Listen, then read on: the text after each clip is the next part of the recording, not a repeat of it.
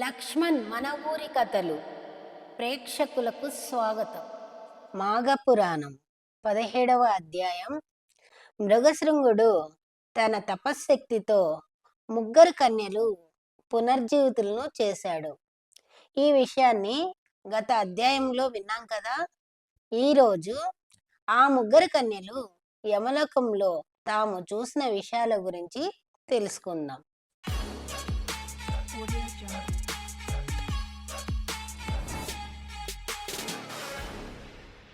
మరణించిన ఆ ముగ్గురు కన్యలు మరలా పునర్జీవితులై నిద్ర నుండి మేల్కొన్నట్లు లేచారు.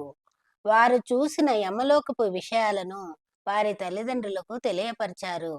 యమలోకమందు పాపులు తాము చేసిన పాపములను అనుసరించి శిక్షలు అనుభవిస్తూ ఉంటారు.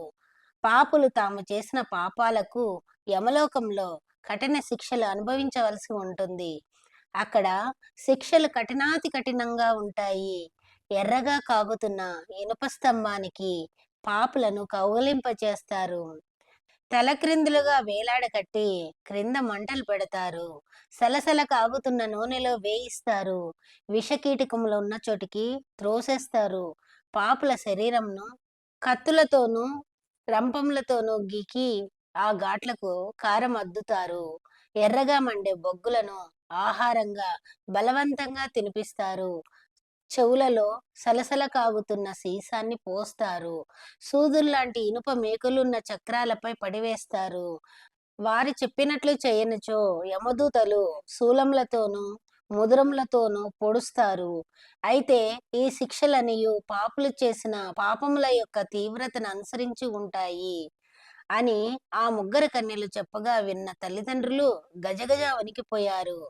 భయపడుతున్న తమ తల్లిదండ్రులను ఆ కన్యలు ఓదార్చి, తల్లిదండ్రులారా, అన్యాయంగా అక్కడ ఎవరినీ శిక్షించరు. ప్రతి పాపకార్యానికి అనుభవింపదగు శిక్షాస్మృతి ముందుగానే లిఖించబడి ఉంటుంది. పాపుల పట్ల యముడంత కఠినాత్ముడో పుణ్యాత్ముల పట్ల యముడంతటి ధర్మరాజు.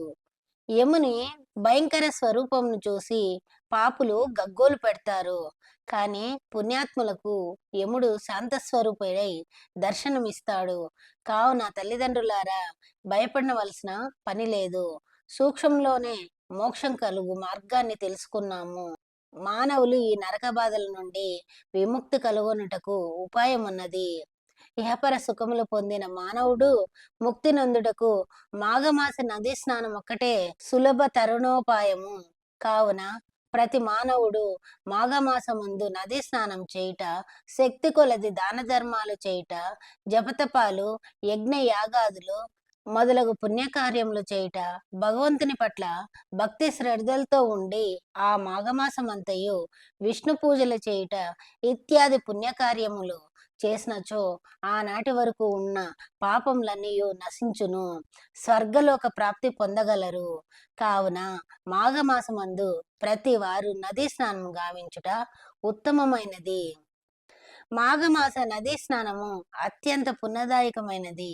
ఈ మాఘమాసమందు విష్ణు పూజలు చేయుట, పురాణ శ్రవణం, శక్తి కొలది దాన ధర్మాలు, నిర్మల హృదయంతో ఆ శ్రీమన్నారాయణ్ణి పూజించుట, స్మరించుట, విష్ణు సహస్రనామ పారాయణం ఇలాంటి కార్యక్రమాలు చేయవలను.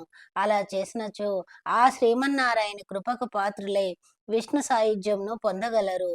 కావున మరణం పట్ల, నరకలోకం పట్ల భయపడిన అవసరం లేదు.